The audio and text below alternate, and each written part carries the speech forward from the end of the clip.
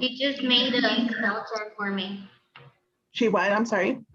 For the full moon, she made a spell jar. Oh.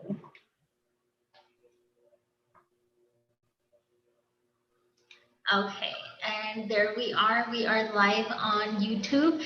So let me just introduce real quick and welcome to the Entrepreneur Book Club. Today we're going to be discussing the tipping point with business coach Jessica Cordero, and I'm going to give her a minute to introduce herself. Thanks. So my name is Jessica Cordero. I'm originally from El Paso, Texas. I currently live in Denver, Colorado. I am a boutique salon and business coach. I own Industry Box. And what I love to do is help and grow people. I want to dig into your business and help you level up and work on you and make sure that you're better tomorrow than you were today. And I am so honored and I love being part of this book club. It's been so amazing for the last 6 months because we're at the end of our 6 months, Michelle. Wow. It's amazing. So congratulations to you that this has been going for 6 months. So wow. Go ahead. No, I'm so grateful. Like I think I went in with it not realizing the benefits of reading one book every 3 weeks. So I know that my growth, my personal growth and my business growth has been drastic in these past months. And I mean, Jessica's been one of my business coaches and I love her and I feel like I've been doing amazing since I've been working with her, but reading these books, especially the ones that she has suggested, have been really good for my business and for myself because it's helped me level up in life, just in general. That's awesome. I'm so glad to hear that. So tonight we're going to be talking about The Tipping Point by Malcolm Gladwell. This was his inaugural book. He's since published, oh my gosh. So he's published What the Dog Saw, Outliers, Blink, David and Goliath. And I believe he just came out with another one because I gifted my copy that I've had forever. And so I tried to access a new book kind of late because I'm like, I've read this a million times. I don't need to get it, but I really needed a hard copy. And I couldn't find it. I had to resort to a local bookstore, yay, local bookstores, for having it because our big boxes didn't. They were just more focused on his new one. So Malcolm Gladwell is inherently a journalist and a researcher. So the book really reads like a long interview, right? And he just tells different stories of people that he's met. Essentially, the book is about change. It's about how do you do things differently. And it's interesting because this book assimilates or draws similarities to the way radical news or radical change spreads to the way viruses spread. And we're at the end of a pandemic or, towards the end of pandemic. So we're all- it's so relatable. Yeah. So it really did hit that way, where it felt very relatable. I did prior to us jumping into the live, I was telling her about how it felt a little bit dark at the beginning, but then it was very capturing, was very entertaining, and it was extremely relatable. And there was some things that really stuck by me, in some of the things that he talks about. But I really enjoyed this book, and it made a lot of sense, especially for us that are pushing a product or a unique service. It makes so much sense. Yeah. So what it does is so the tipping point, essentially the definition of what he says is the tipping point, is the point when something is growing, right? Like our product, our brand, our business, and we're going and it's this idea of gradually and then all of a sudden, right? You feel like you're going and then it's just wildfire everywhere. It's just suddenly a pandemic that started in New York and now it's rashes across the United States in 6 weeks, right? And so what it does is it breaks it down into 3 key points. And it talks about the people who spread the epidemic, right? It's who spread the message. It talks about the stickiness factor of the message, which we'll talk about. And then it talks about the content, right, or the relatability of the message, right, and does it apply, and how does it apply the context in which it's being delivered. So initially it starts with, who are the people that spread your message? And he breaks it down into 3 people. And I honestly, Michelle, I could probably put you in 2 of those buckets. He says that one, they are the, and let me get the order for them right. I apologize. I know this so well that I'll probably end up jumping around. So he says, the law of the few, start with your connectors. They are the people who know lots of people. And he really makes a point that it's not that they know a lot of people deeply, right? He actually talks about the power of the loose relationship. That they are the people who will send you a birthday card and expect nothing in return, right? They don't expect that because they sent you a birthday card and they know that that's in their Rolodex. And he says Rolodex because this book was written 21 years ago. He sends you a birthday card, but he doesn't expect that when you visit town that you come see him. He truly just wanted to wish you a happy birthday, right? But then what happens is somebody says, hey, do you know where I could find a good business coach? Or do you know where I could find a good accountant? And yeah, I do actually. They're like, well, I'm looking for one in Ohio. Sure, give me a moment. And he rolls through his Rolodex, and somebody in California can refer you to an accountant or a business coach or somebody to provide you a service in Ohio because of the mass amount of people that they know. And if they don't know someone, they know someone who will get in touch with you. So they actually talk about the 6 degrees of separation for Kevin Bacon. Right? I love that. And how it actually originated, the whole phrase of 6 degrees of separation, like how it came about. Mm-hmm. So after connectors, then it's the salespeople, right? Just those ones who are inherently salesmen, right? And not salesmen like the bad rapport that car salesmen have, right? They're not sleazy, they're not lying to you. They often talk with their hands. They're very robust. They have this tonality inflection that impacts the way they speak to you. But not only that, they go into the relationship that salesmen have. And I love that because I believe in my business. I focus on salons. Mostly I'm currently running 3 locations here in the Denver area. And I talk to our staff all the time. It's about being in relationship with those who come through our door. And maybe the relationship is quiet and it's of therapy and soothing. We're a Veda concept, so there's a lot of aromatherapy. We're a very high touch and experiential place. Sometimes it's a relationship therapy relationship, right? Sometimes it's, I'm going to celebrate life. I'm going to celebrate a divorce with you. I'm going to go through that with you, but it's about the relationship that you build with them. And he really drives that home. He even talks about the scripting that one of these salesmen have because they're so good at what they do in selling term life insurance and policies that if they say, hey, you know what, I can do this on my own, they have 50 responses scripted for their team on how to reply to that. That's how dedicated they are to their business. In salesmen, they also talk about the power of positivity and how you can influence the room around you just by simply nodding and smiling or kind of being a Debbie Downer. You know, it influences how people, if you're a data junkie, and I totally am, such a nerd. And I was sharing with Michelle that this book heavily influenced why I have a minor in consumer research and study, was because I read this and I became really curious about why do people think and do the way they do. And so they go into this whole research about how our facial expressions on the news impact voter turnout, impact perception. They do research about whether or not tuition should be raised. And they poll students. And while they were reading it, they were either shaking their head no for no other reason than they were told to, or shaking their head yes, or nodding their head yes. And those who nodded their head yes, in the end agreed with raising tuition. And those who shook their head no said, no, you need to lower it. But it had really nothing to do with their own perception.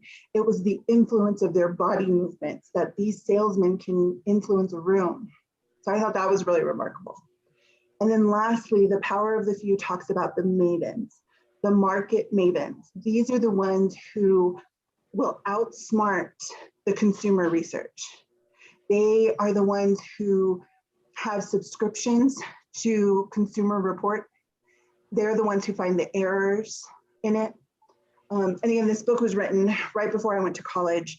I read it when I was in college, and I went to college in Austin, Texas. I didn't go to UT, but I went to St. Ed's, a little school right down the street. And so he talks to a UT professor who was actually a professor there at UT at the time that I was attending school. So I got to see him speak live. And he genuinely wanted to spread the knowledge that he had about the good deal, about why you should be buying an Easter ham at a certain bakery. And he was Jewish, but he knew where you needed to be shopping for your Christmas lights.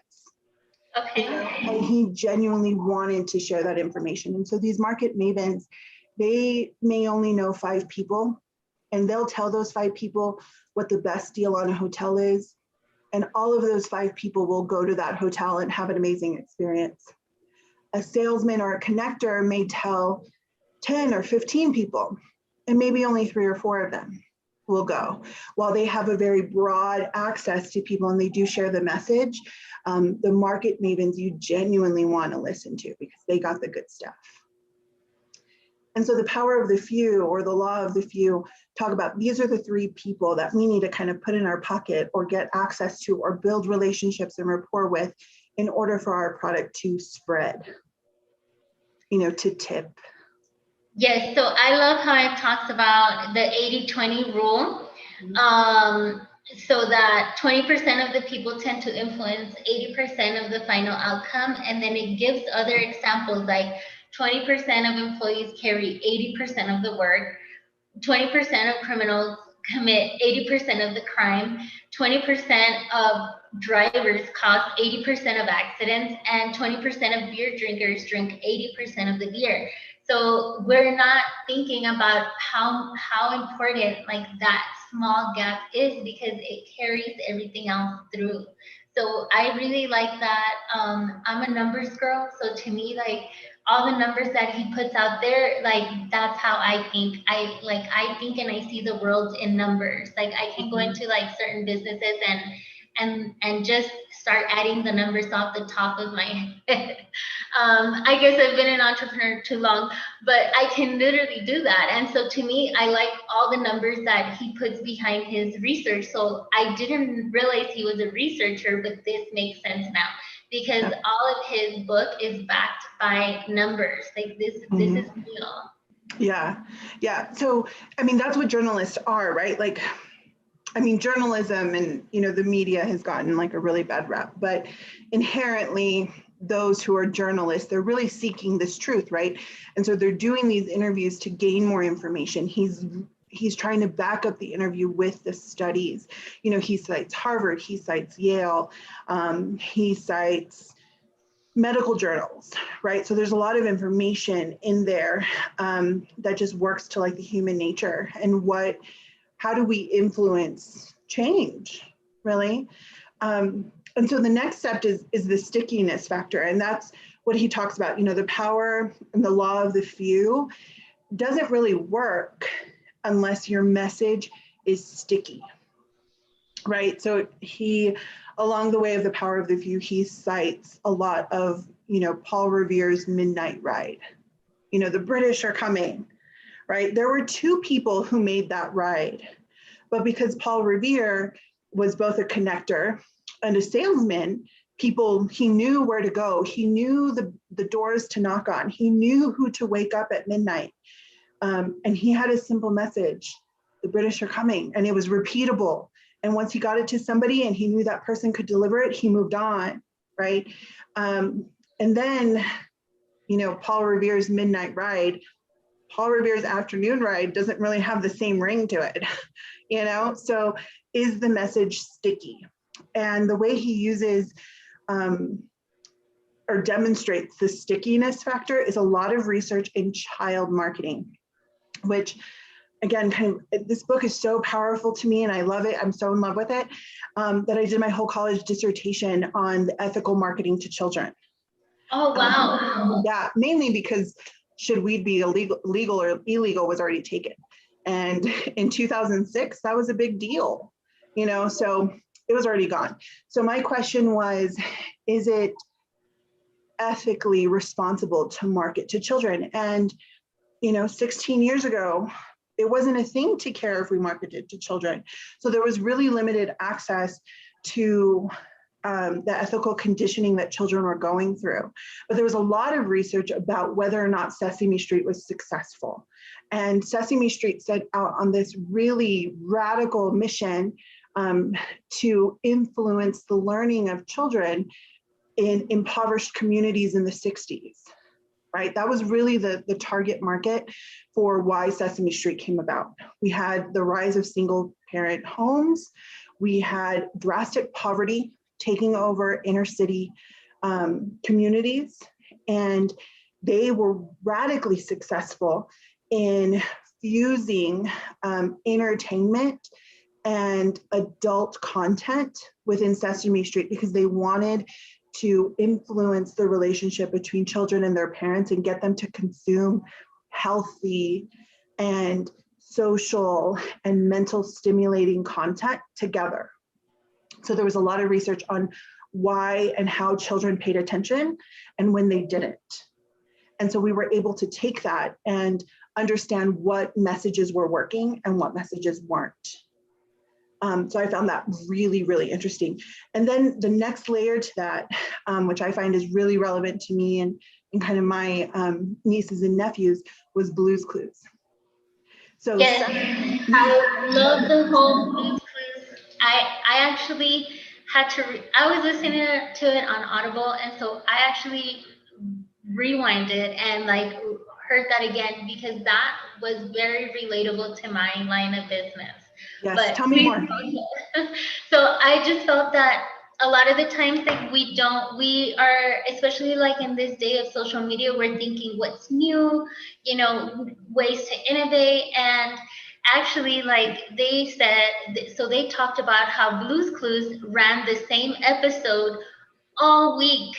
And the kids just learned it. Like they didn't tune out. They actually started learning the songs. They would start repeating the themes. And I feel like us adults are just like kids. So I don't feel that the marketing is too off. Like adults like to have an inner child within them. So we like this stuff. And so I figured if kids like to hear the same thing over and over, then maybe I don't need a whole different way to figure out how to market like acne pads or my soaps. Like I just need to put them out there again, because that's a reminder. And I was under the impression, because of this day and age of social media, that it all had to be new, and I had to think of different marketing strategies, and sometimes it even stopped me from posting or promoting because I was like, well, I don't have anything new to put out there. I don't want to put the same thing. But this chapter taught me like, no, you can put the same thing and it doesn't have a negative impact. Like they were saving money compared to like Sesame Street, who was posting new episodes. Blue's Clues was posting the same episodes, so they were saving money and they were keeping the kids even more engaged. Yep. So that's what I took out of it. Yeah, and it was as simple as the message stuck, right? And the first day that they showed it, they only got one clue right. The second day that they showed it, all right, we got a little more. By Friday, they knew it was the killer whale was the answer, right? We knew the songs. I'm pretty sure somewhere along the way, I had a Blue's Clues like handy dandy notebook, to engage with my nieces and nephews. And so when I think about that in our line of work, because I do the same thing, right? I have to market myself as a person, right? And then what do I do for people? I can provide you services, I can provide you motivation. And I recently have been doing like the Sesame Street thing, right? The magazine content. And I do firmly look at my Instagram as a magazine, right? I look at the things that I post as the content for my magazine, that if I want to go back to the magazine that I collected, that's the article I want to read. That's the memory I want to have. Now, my stories, those are kind of like the commercials. The, hey, pay attention today. This is what's coming up. Hey, a reminder, something fun. Hey, this is what I had for breakfast. You know, just kind of the daily, day-to-day connection with me, that if it goes away, I'm okay. You know, yes, I hope you went and bought my cinnamon dulce and Italian cream coffee this morning because it's amazing. But I don't really care if I have to go back and look at that in 6 months. Like, that's not important to me. Today, it was great. I hope you do it. You know, so that's kind of how I look at it. But we can also shift our content and the way we think about our content.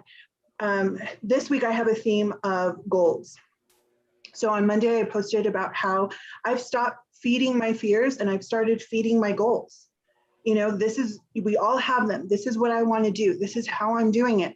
Today, I shared a checklist on how do you goal set? What do goals need to be? They need to be actionable. They need to be visual. They need to be measurable. They need to be attainable. I never said they needed to be easy. You know, so it's the same thing. So my audience, the people who are trying to do what needs to be done in our industry, can say, hey, you know what? I know she did a whole week on goals. Let me go look that up, right? I might not get you today, but I want to serve as a resource for whatever it is that you want to achieve in 3 months, and you can come and find the week about goals in my timeline. So that's kind of like the Blue's Clues factor of it all, you know, that it's a repetition, and I don't need to get hung up on what's shiny and new and keep their attention. Their attention's already there. They're just waiting for more. Right. You know, so I just love this book. The last segment, or the last rule of spreading epidemics, is the context. So this one was one of the dark areas. And it talked about the rise and fall of crime across the United States, but specifically in New York City from 1984 to 1996. And it starts really gloom and doom, right? It's really dangerous to ride the subway. It's dark. At any time, there's 10 or 15 tracks that are out of service. Now you can ride the subway and that train goes 50 miles an hour. Back then, trains were only going 15 miles an hour because it was too dangerous to go faster. He tells a story of a man who was being mugged by 4 children, 4 youth, right? And that man was just at this point in his life where he was like, I'm done. I'm not taking this BS anymore from these people. And he shot them. He shot them all on the subway. He didn't shoot the 2 other women that were on the train. You know, when he was done, he actually said, hey, are you okay? They're like, yeah. Other passengers fled to another car after the emergency brake was pulled. The conductor came and said, you know, what happened? And he's like, I've just had enough, and gave him, you know, the gun. And then he jumped off the train and walked into the dark, right? He was hailed as a hero because the energy, the emotion in New York was, we've had enough of people pissing in the subway, people not paying their fares, rampant crime, sexual assaults, robbery was happening, right? So everybody was like, somebody stood up against all of this. So the man turned himself in a week later in New Hampshire, and at his trial, he was acquitted. He was never convicted of doing this to these boys, right? Now the boys had criminal records. One of them had a knife on him. One had a warrant, right? They weren't. They had screwdrivers, the other 2, right? Like they had screwdrivers, so they were ready to attack. Right. So they weren't, you're not talking about he just like randomly shot some innocent bystander, right? I'm not saying that they deserved to be shot, right? But they weren't good kids. Yeah, right? These were people who were gonna mug him. Yeah, and they fully intended harm, Right. But just the general feeling, he was a hero. And so there was a project to the tune of like $105 million, which was like big bucks back then, right? To rehabilitate our subway system in New York. And we can look back and say, okay, in 1996, by 1996, there was this sharp decline in crime starting in 1990. And it was the tipping point. And the tipping point can rapidly spread your message, or it can rapidly decline. It can rapidly decline the spread of syphilis in multifamily housing in Chicago, which he also talks about. But this one talked about how the power of context of riding the subway was changed. And he started with removing the graffiti, right? They had a new commissioner. And the commissioner said, we value the perception of riding the subway. And when we allow people to urinate all over the cars, all over the tracks, all over the landing, when we allow people to skip fares, when we don't have visible presence of security, when graffiti is just layered and layered onto the cars, we're showing we don't care. It's not, I need to bring in and find the people who are causing sexual assaults or like blatant robbery. I need to elevate how people feel while riding the bus, or riding the subway. And so what they did was at night, where they stored all of the subway cars, every night they went in and painted the cars. And typically when they would go graffiti them, it was like a 3-day thing. So they would let the boys go, or the girls, people do it. And then they sent the message that it will never see the light of day, because they may have spent all night graffitiing that subway car, but then his team went and painted right over it. So now we elevated the way we looked, you know? And so I apply that to our business with one of the biggest reasons why people will leave a salon is if we're not clean. And cleanliness isn't just sweeping hair. Cleanliness is picking up the color after on the floor if it spills. It's not hair color, it's not floor color, it's hair color. It's not clothes color, it's hair color. It's not forehead color, it's hair color, right? So we have to change the perception that we are neat, we are clean, we value how we apply it. And that's part of why our experience is so great. And so he valued how their subway cars appeared, and he made a change. And then he cracked down on people who were skipping fares. He put out a team, and instead of going after these big, huge crimes, he created literally a chain of arrest of people who were called fare jumpers, whether or not they were just jumping the turnstiles or they were trying to charge somebody else. They were arrested on the spot. They were handcuffed. And once they had enough people, he would process them at a mobile location. They were finding wanted murderers. They were finding rampant repeat offenders through this. And some were just released because that's what they were doing. But they were essentially diminishing the access to criminals because they dedicated people to fare jumpers and saying, we will no longer tolerate it. And so he believed in targeting the little things so much because he thought that this was going to change like the bigger things that he had cops saying, like, we don't want to do this because it's a slap on the wrist and it takes all day to process. So what he ended up doing was he actually even moved the processing, like he had like a mobile station where they were taking your fingerprints and like pictures right there at the station. So yep. That's how you make the changes. And basically what he's trying to say is the smallest things matter. Like it matters to where it tips everything over. And so if you're not focusing on the little things, that's what's not causing you to like grow, to be out there, like to make a change. Yep. And the little things in our business can be, are we out of shampoo? Are we out of soap? If our consumer comes in, and you sell holistic items as well, if somebody comes into one of our stores and we don't have one of Aveda's top sellers, if we don't have Nutriplenish, if we don't have a rosemary mint bath bar, essentially what we're teaching that guest is we don't have enough.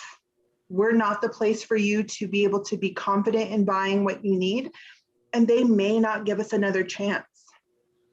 So it's the little thing, right? It's the little thing to my team that if they walk in and the shelf where they put their belongings is broken, okay, it breaks, things break. But if I allow it to be broken for a month, I don't care about their workspace. And it just never made it back to my plate. I could give you a million reasons why it didn't get fixed. But if I allow it to go a month without being fixed, I've given my team permission to feel and believe and change their behavior in a way that reflects that I allow things to be broken, that I don't value the necessary obligations that we said we would deliver secure and safe places for you to store your professional equipment. If I don't provide that, why should they provide an uplifting, in-depth relationship? Why should they care? You know, so I take all of those little things really to heart, probably to the point where my team thinks, man, she's a little obsessed. But if I'm not obsessed, who will be? And if I'm not obsessed, why should you be? You know? Exactly. What are some other really great points that you loved about the book? I really like when it says like that an idea has to stick before it can spread. Which goes back to like the Blue's Clues part where it's like you have to have it stick. Like you kind of have to be repetitive and in a way, because if people aren't adapting to this, like it takes a while before it can spread. And so that's one of the things that kind of stuck by me, like that. Like I said, with me, like I related it a lot to marketing because a lot of these things are not, they're not as relatable because you said it was written like prior to social media, but I was applying it to social media and I was thinking, well, that's where I do my marketing, right? And that was one of the things that stuck by me. Another thing was like towards the end, and I'm not sure if it's because I listened to the ending today, but it did say like when people started doing like cold calling on like telephones, then it started becoming like something where people were ignoring it. And when he first started like email, he would like sit down and read and like send back these like messages and reply to every email. And so now I don't even have my email notifications on because it was so much spam that it was disrupting my day and it wasn't things that I really needed to pay attention to, you know? So because of the book that I read with Alex, Sarah, that said, can I have your attention, please? I turned off those notifications and it did change my life. So what I'm thinking too is I'm like, how much of this is going to apply like to social media? Like when will social media become like the fax machine or like, you know, that we're using it so much like for sales as well? That we're inundating people. So that was one of the thoughts that kind of stuck by me that I was like, oh, I guess we always got to keep innovating and think of different ways like to market to people because of that. Because he's right, like the phone then became to where people got caller ID or they stopped answering or they got, he says, or we got answering machines, you know, like now we just send people to voicemail, we don't know the number. You know, I think I have more numbers blocked than I actually do on my phone book now. You know, so we start blocking these numbers. I don't have email notifications anymore. I know that a lot of people still do have email notifications, but how eager are you to open up an email that's marketing? And so I'm thinking, is the same thing going to happen to social media? I don't know if it'll necessarily happen in like this mass wave, but we've already experienced people who say, hey, I'm logging off for a month. Or we already can name probably 5 people in our own circle who have said, you know what, I'm giving up Facebook. You know, I'm giving up, because, you know, Facebook has changed. You know, I got Facebook when you had to have an EDU, right? And it was this big sensational thing. And because we were all of a certain age and we were all of a certain like experience, there were these really impassioned like debates of like, you know, these 21-year-olds who thought we just had it all together and just wanted to talk about these big life goals and these huge changes. And while I don't mind cat memes at all, there's a lot of toxicity, right? I mean, there's huge studies on the spread of disinformation.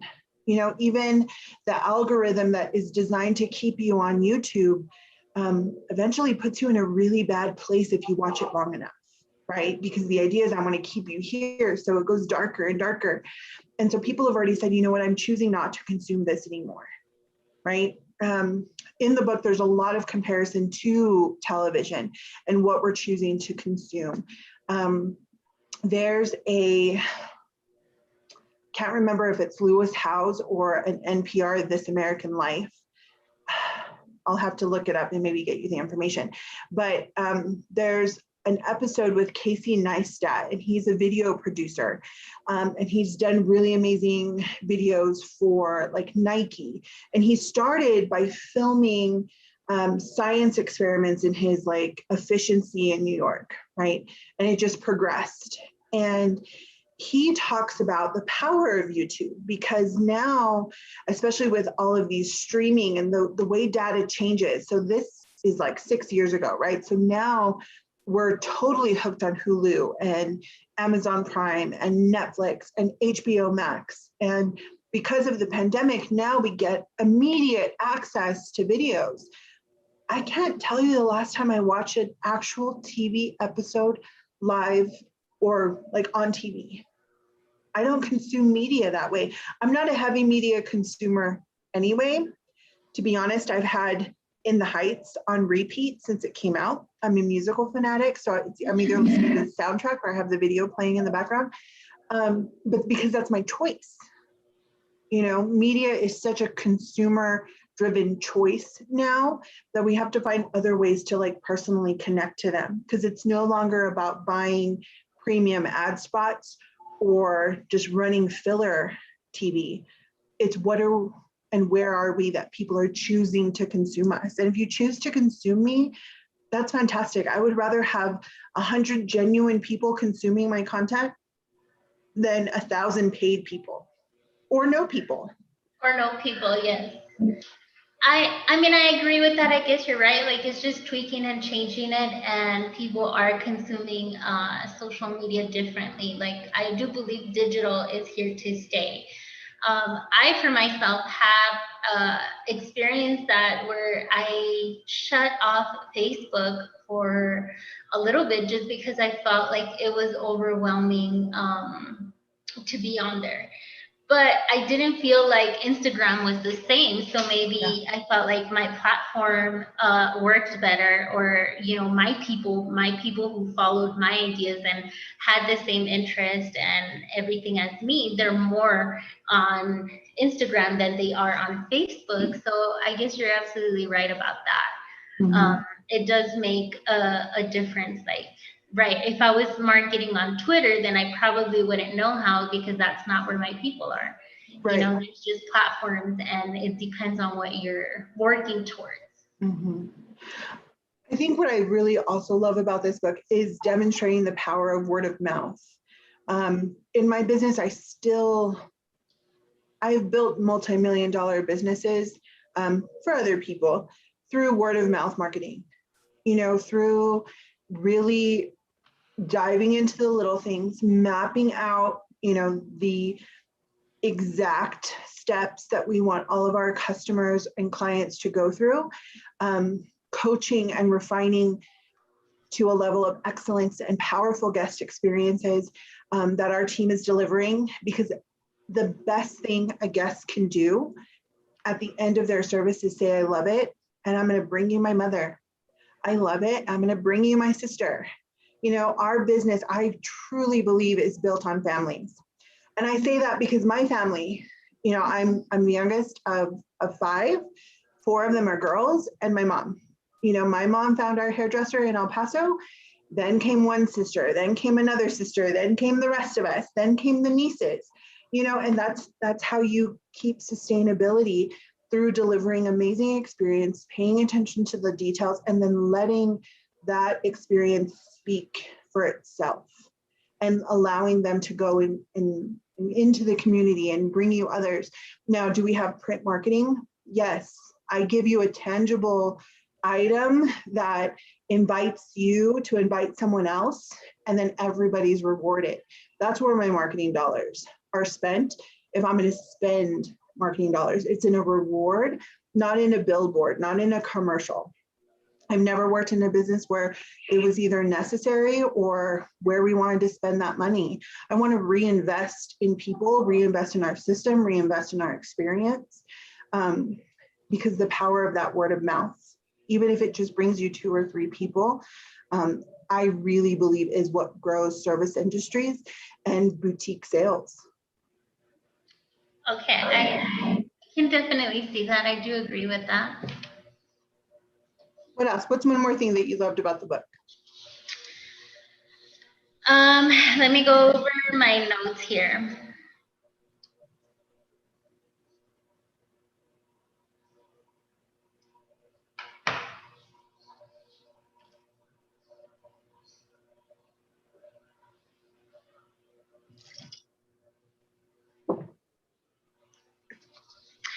Okay, so I like when it talks about like the hush puppies, which is at the beginning of the book, where it talks about how like they were spreading the message, and it wasn't so much like the company that was spreading like the message, but they just happened to get it to the one right person, and that one person ended up like building like a craze, right? It was like a phenomenon, like everybody wanted to have like the hush puppies. So to me that really stuck through, because it's like sometimes we don't think about that, like that one person is gonna change it, kind of like you said, like the sales, the connectors, or the mavens. Like it, once you hit, like I think one of those like targets, like they're gonna spread the message, and it's just gonna keep spreading, and it's gonna go like beyond what you thought was possible. And so a lot of the times, like we give up on spreading the message, but as long, like with the hush puppies, like I feel like if you just go, it ends up being like kind of like you said, like that tipping point, like when it gets in the hands of like the right people, when you're marketing, when you're continuously marketing, like it's gonna eventually get like to the right people, right? Like somebody's gonna pick it up, and then that's where it kind of takes off. I feel like that happens to a lot of brands that are smaller, right? Like not like the big brands that have like celebrity endorsements and all that, but I'm saying like the smaller brands, that's kind of how I've seen a lot of them take off. Yep. My perception on that is, again, kind of back to that powerful experience, maintaining consistency with what your brand wants to do, right? Maintaining consistency with putting your social media marketing out there daily, in all forms. And then doing what we do really well every day, consistently, because we don't know who's going to walk through our door. We don't know who we're interacting with. The kids in the East Village, they were actually wearing hush puppies because it wasn't cool. They were trying to be the antithesis, the opposite of what was cool and on trend. So they somehow picked up these old shoes, and then some local mom and pop shops said, hey, these kids are wearing these funky shoes. Let's start selling them. And then, yes, a connector went to the East Village to see, hey, what are these kids doing? The kids didn't know the connector was coming. They were just doing what they did, right?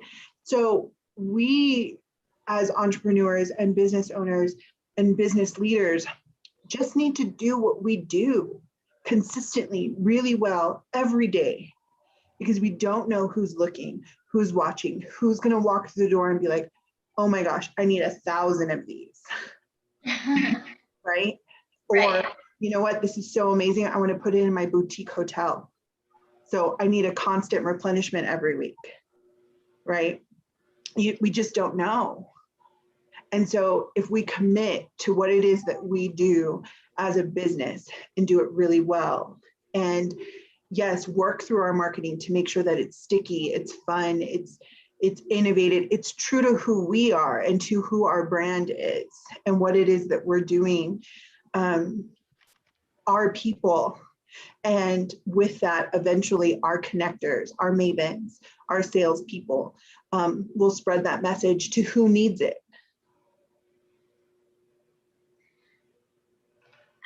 Yes, so I like that. You know, in people that have like small brands to just not like don't give up. Like it, you know, sometimes it's just being in the right place at the right time, you know, kind of like Hush Puppies. It wasn't like they were trying to market, like it just happened to all fall into place. So for me, it gave just that direction to just keep going, because these things do happen, like to where you just end up falling into the right hands of these people who are like your connectors and your mavens. So I thought that was pretty interesting, and I like that it opened up with that the book itself opened up with that story, because that hooked me. I was like, okay, like I want to learn what do you have to teach me. And so that's how the book starts, and that particular story got me hooked on everything else it talks about later. Perfect. Well, Michelle, I'm so glad that you enjoyed it. Yes, thank you for suggesting it. And I actually, you gave me a choice of books to pick from. And now I'm excited. I would love to have you back so we can read the other one that you had told me about, which was the cafe one, right? Yes, so it's called the Why Cafe. And that'll be really great because I think we'll probably be visiting each other just before the holidays. So that one's a super fast read. Also one that has just been a huge pivoting moment in what it is that I do. So it's the Why Cafe, or the Why Are You Here Cafe was the original title, but it's the Why Cafe, and it's by John Strzelecki. You'll probably have to go to a local bookstore, or I know Barnes and Nobles will order it, and it's available on Amazon and Audible. It's a really great, easy to read, feel good book. Just about what are we doing and why are we here. And that'll probably be coming up back in September, guys.